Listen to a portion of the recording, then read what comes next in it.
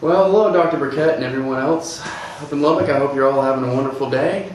Hi, my name is Andrew George, and I'm going to talk to you today about my internship.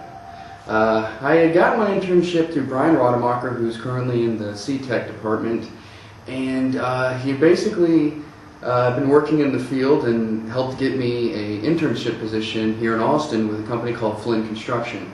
It is privately owned and was founded in 1986 by Patrick Flynn, who had received an architectural engineering degree from UT, along with our vice president, Gary Miller.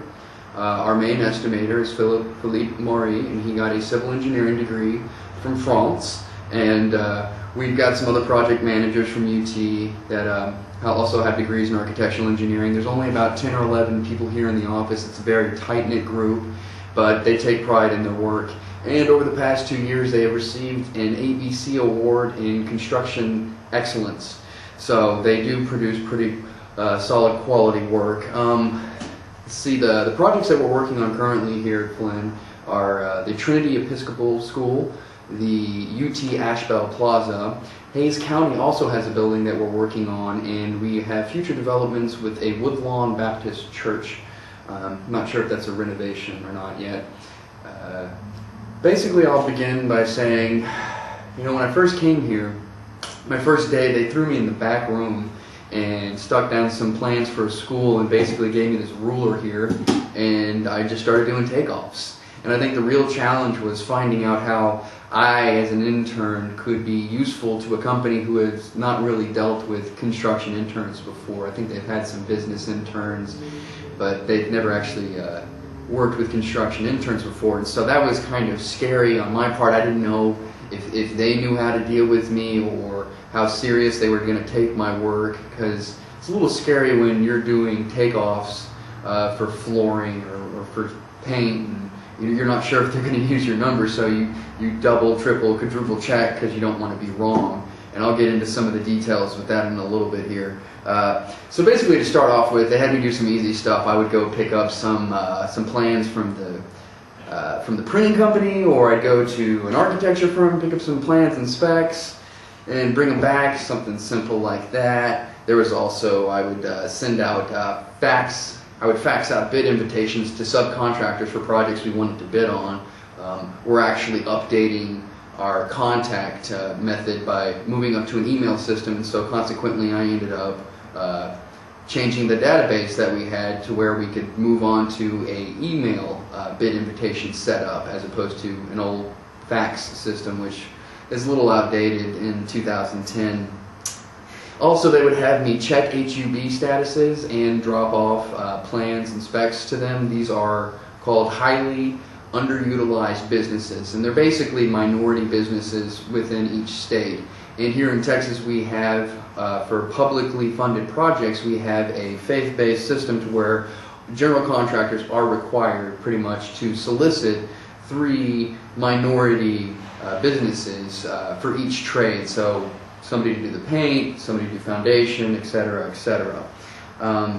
That was also easily getting me transitioned in with the company and learning how to basically be a good intern and help get work done around here. One of the other things we would do is also they would have me call subcontractors for confirmation on the bid invites we would send, and that part I wasn't really ready for, because that's when you actually get into the human interaction part of construction, and that's the whole part that you never see in college. You never, you don't get to talk to company owners or people who actually have legitimate businesses and they have real questions at hand on the plans that they see. Like a millwork subcontractor might be looking at lockers on a project y'all want to bid, and he might have a very specific question that you're probably not going to have the answer to, like, are the lockers made of metal or wood, because they hadn't been specified by the architect.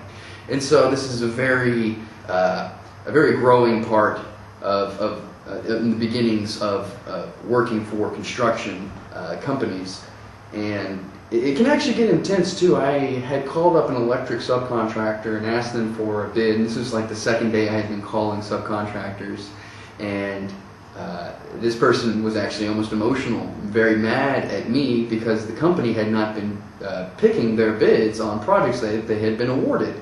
And in his heart he felt like he was giving us a great number, and we were not legitimately giving him his fair share. Or can't help it, because apparently over the past 6 months another electrical company had been beating him out and giving us better prices. And so as an intern, you kind of get to see the drama, so to speak, that happens in the construction industry, and don't even want to get to how much that happens out in the field, because I'm actually here in the office for the most part.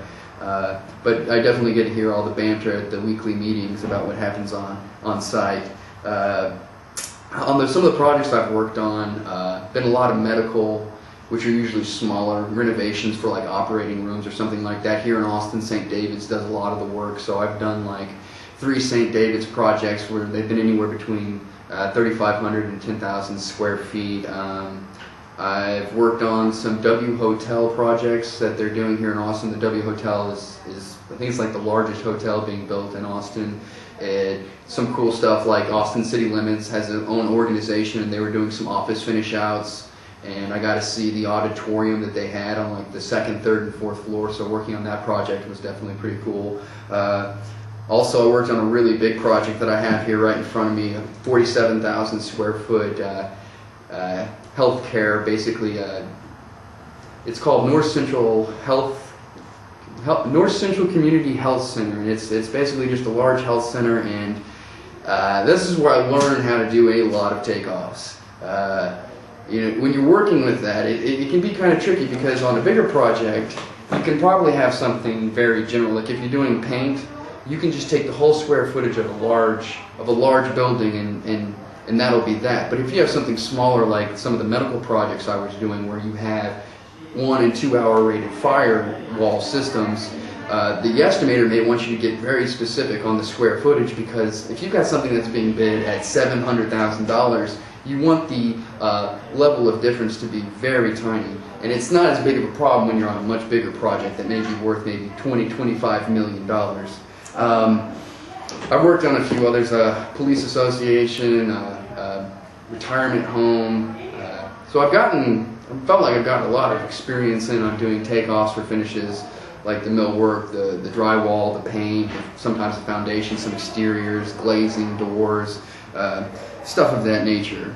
And once I got done with doing a lot of that, they had me also look at submittal reviews. And when you win an award for a project, when the project is getting started, your subcontractors are going to have their own submittals to make sure that when they go to the vendor and have everything like actually produced to bring on site, like say all your rebar is being fabricated by your vendor, you know, when that has to be approved, you as a general contractor have to go in there and make sure that everything lines up with the architectural plans, because if there's too many piers being drilled in the submittals, or there's just too much information that counteracts, you know, you could have walls overlapping, and you have to make sure that that subcontractor does have the actual numbers from the plans, and if they don't, that they will change their numbers to get approved. So that was kind of something newer I've been working on here, because I'm only about 2/3 of the way done with my internship. And also another thing we've been working on is with the projects that we do have underhand, if there's any issues with if something hasn't been submitted, like something I was working on today, there needed to be something for approval on the windows and frames that are being painted with black acrylic paint, but nowhere did we see that this was approved, so I had to call up the subcontractor and find out whether or not he had actually gotten approval or not with something that we were getting done here soon. And that's pretty much everything that I've worked on between the actual doing takeoffs, working with subcontractors, doing submittal reviews, looking through the spec books and making sure that the project that we have and everything that's being submitted is up to date and up to plans and is approved by the owner. Let's just see. Besides that, there's not much else we're doing here at Flynn. We are trying to step it up into our BIM model, and the owner is actually having me look into the logistics of that, whether or not we as a general contractor can utilize the Autodesk Revit and the Autodesk Navisworks. And so right now I'm currently trying to find out whether that would be beneficial for the company to look into this investment. So that's pretty much all I have for now. And if there's any questions, I'm sure Dr. Burkett could forward my answers through email or through another video session if you all want. So I hope you all enjoyed this.